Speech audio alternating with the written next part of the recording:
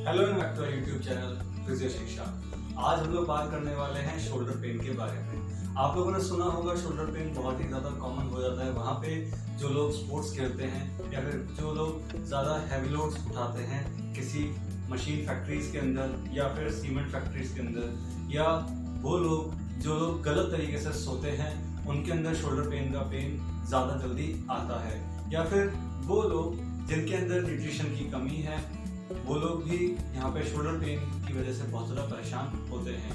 तो shoulder pain की exercise start करने से पहले मैं आपको कुछ सामान जो आपको बड़े आराम से घर के अंदर मिल जाएगा जो हमें एक्सरसाइज के लिए चाहिए। सबसे पहले आपको चाहिए एक डंडे यानी कि अराउंड 1 मीटर का होना चाहिए। फिर उसके बाद में आपको चाहिए एक टॉवल, हाँ जी एक टॉवल, और फिर उसके बाद में हमें चाहिए एक इलास्टिक बैंड जो आपको मार्केट के अंदर अवेलेबल हो जाएगा और जिसको आप लोग थेराबैंड के नाम से भी खरीद सकते हैं। तो चलिए देखते हैं सबसे पहली एक्सरसाइज। तो पहली एक्सरसाइज करने के लिए मुझे एक टेबल या फिर एक चेयर का नीड होगा। अब मुझे करना क्या है, मान लीजिए मेरे सीधे कंधे के अंदर दर्द है तो मैं चेयर के ऊपर अपने उल्टे साइड के हाथ को रखूंगा कुछ इस तरह से।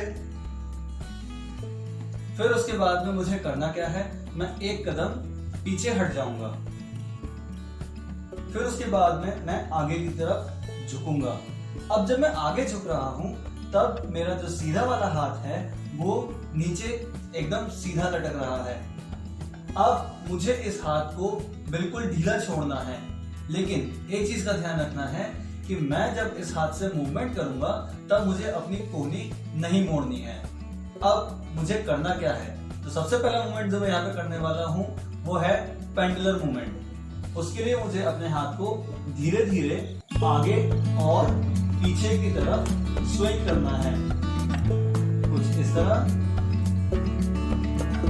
करीब 20 से 25 बार इस तरह करने के बाद में मैं वापस अपने हाथ को रेस्ट पे ले आऊंगा। इसके बाद में मैं नेक्स्ट एक्सरसाइज करूंगा, वो अंदर और बाहर स्विंग करूंगा। उसके लिए मैं अपने हाथ को, जैसा कि आप लोग देख पा रहे हैं कि मैं यहाँ पे अपनी कोहनी को नहीं मोड़ रहा हूँ और मेरा हाथ एकदम सीधा चल रहा है। ऐसे ही आपको भी हाथ को सीधा ही चलाना है। करीब 20 से 25 बार ऐसा करने के बाद में आपको दूसरी एक्सरसाइज करनी है। तो चलिए दूसरी एक्सरसाइज के लिए भी पोजीशन सेम रहेगा। अब मुझे यहाँ पे करना क्या है, मुझे अपने हाथ से क्लॉकवाइज सर्कल बनाना है कुछ इस तरह से। आप लोग इस एक्सरसाइज को धीरे धीरे करें ताकि कंधे के अंदर झटका ना आए, और अगर मान लीजिए कहीं पर पेन हो रहा है तो आप लोग उसको थोड़ा ध्यान से और आराम से बचाकर कंधे से एक्सरसाइज करें। अब ऐसा 20 से 25 बार करने के बाद में मैं इसी सर्कल को एंटी क्लॉकवाइज डायरेक्शन में बनाऊंगा कुछ इस तरह से।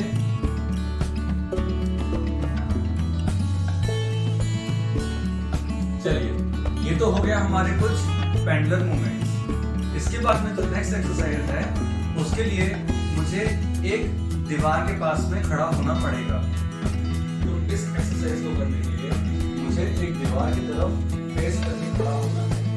अब यहाँ पे मुझे क्या करना है, यहाँ पे मुझे दीवार से थोड़ा सा दूर खड़ा होना है ताकि मैं उसके ऊपर अपने हाथ को टच कर सकूं कुछ इस तरह से। अब मुझे अपने फिंगर्स के बल से ऊपर जाना है, अपने हाथ को धीरे धीरे ऊपर करते हुए। यहाँ पे मुझे एक बात का ध्यान रखना है कि मैं मेरी कोहनी को नहीं मोड़ रहा हूं कुछ इस तरह से। अब आप लोग देख पा रहे होंगे कि मैं इतनी ऊंचाई पर जाने के बाद में इससे ज्यादा ऊपर नहीं जा पा रहा हूं। तो ऊपर जाने के लिए मुझे क्या करना है, ऊपर जाने के लिए मुझे एक कदम आगे बढ़ाना है और फिर उसके बाद में दीवार के पास तक जाना है। मैं कोशिश करूंगा कि जितना भी ऊपर मेरा हाथ जा पाए उतना ऊपर मुझे हाथ को लेकर जाना है। वहां पे करीब 5 सेकंड तक रुकने के बाद मैं वापस से अपने शरीर को पीछे की तरफ लेकर आऊंगा और धीरे धीरे अपनी उंगलियों से अपने हाथ को नीचे की तरफ लेकर आऊंगा।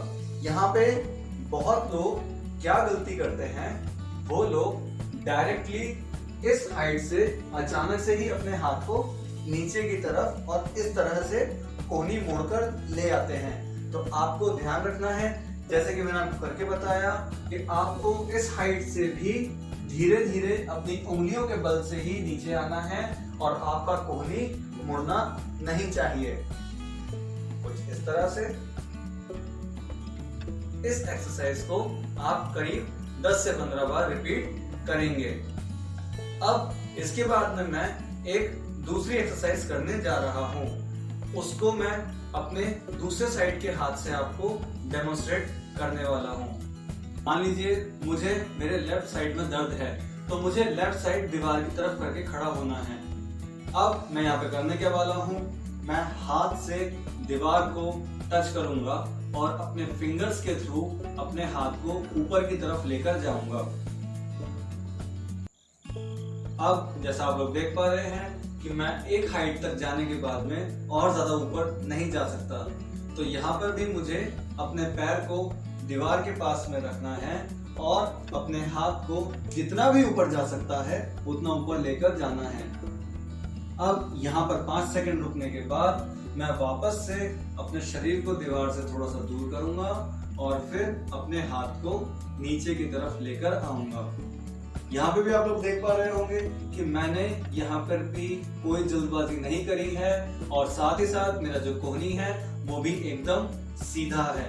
तो आप लोगों को भी यहाँ पे इसी चीज का ध्यान रखना है कि कोहनी सीधी रहेगी और आप लोग जल्दबाजी नहीं करेंगे, क्योंकि बहुत सारे लोग इसको नीचे लाते समय इस तरह से नीचे ले आते हैं। तो आपको इन सब चीजों का ध्यान रखना है।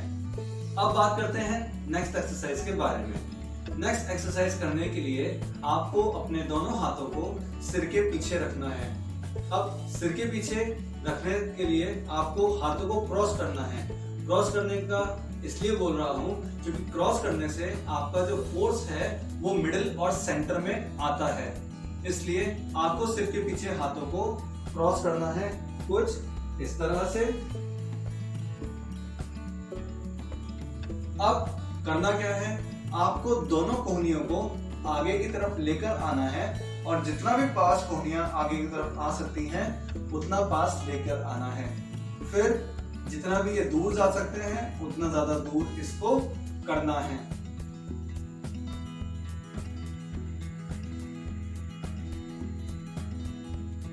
यहाँ पर भी आपको कोई भी जल्दबाजी नहीं मचानी है, इस बात का ध्यान रखना है। इस एक्सरसाइज को भी आप करीब 10 से 15 बार प्रैक्टिस करेंगे।